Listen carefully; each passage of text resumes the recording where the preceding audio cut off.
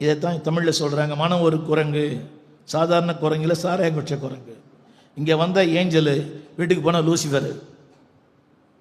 இங்கே வந்து high jump, long jump, அங்கே போனால் எல்லாமே பறக்குது, புரியவே மாட்டேங்குது.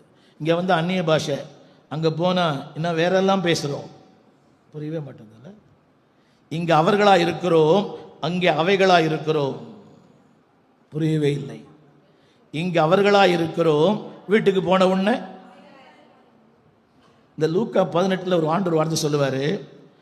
அதாவது சோர்ந்து போகாமல் எப்போதும் ஜெபிக்க வேண்டும் என்று அவர்களுக்கு சொன்னார். ஜெபம் யாருக்குத்தான்? புரியல வசனம்.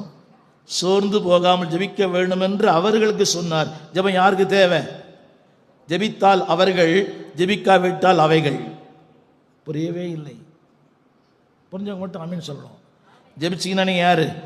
அவர்கள். ஜெபிக்கலன்னா நடந்தால் அவர்கள், நடக்காவிட்டால், செய்தால் அவர்கள், செய்யாவிட்டால். புரியவில்லை. டீச்சர் மட்டும் தான் தெரியுது. அது சொல்லுங்க. நான் அவைகள் அல்ல. கையை உயர்த்தி ஆமீன் சொன்ன அவர்கள், கையை உயர்த்தாது உட்கார்ந்திருந்தால் அது அவைகள். புரியவே இல்லை. ஆமீன் சொன்னாலே கை தூக்கிடணும், அல்லையா சொன்னாலே கை தூக்கிடணும். புரியுது அவங்களுக்கு? எப்பெல்லாம் உங்கள் ஐயா ஆமீன் சொல்கிற அப்போல்லாம் கை தூக்கிடணும். நான் கடந்த வாரம் ஒரு சபையில் பிரசங்கம் பண்ண போனேன். திருவள்ளிக்கேணி பக்கத்தில்.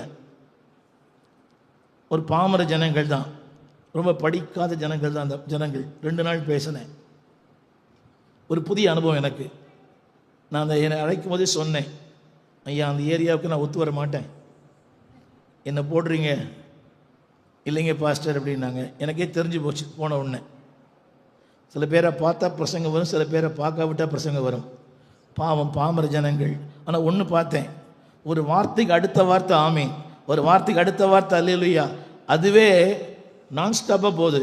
நான் சொன்னேன், அம்மா உங்களுக்கு அடுத்த வாரம் பஸ் காசு கொடுக்குறேன், ஒரு வாரம் எங்கள் சபைக்கு வந்துட்டு போங்கம்மா அப்படின்னேன். உங்களை பார்த்தா மனம் திரும்பணும். புரியவே இல்லை. பல கிராமங்களுக்கெல்லாம் போகிறேன். நேற்று கூட ஆரணியில் பிரசங்கம் பண்ணேன். முந்தின நாள் அரியலூரில் பேசினேன். அரியலூர் என் கூட பாஸ்டர் பென்ஸ் பேசினார். அங்கே கிராமத்து ஜனங்கள்லாம் என்ன உற்சாகமாக இருக்கிறாங்கல்ல அவர்கள். இங்கே இருப்பதெல்லாம்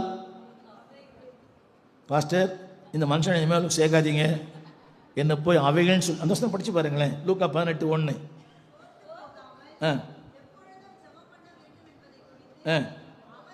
என்னங்க ஐயா, அங்கே ஏன் அவர்கள்ன்ற வார்த்தை வருது? அங்கே ஏன் அவர்கள்ன்ற வார்த்தை அங்கே போடுறான்னு கேட்டேன். எனக்கு சிந்திச்சாரன்னு தெரில ஐயா. நான் ரொம்ப நாள் சந்திக்கலை. நேற்று ஆண்டு என்ன சொல்லி கொடுத்தார். அவர்களுக்கு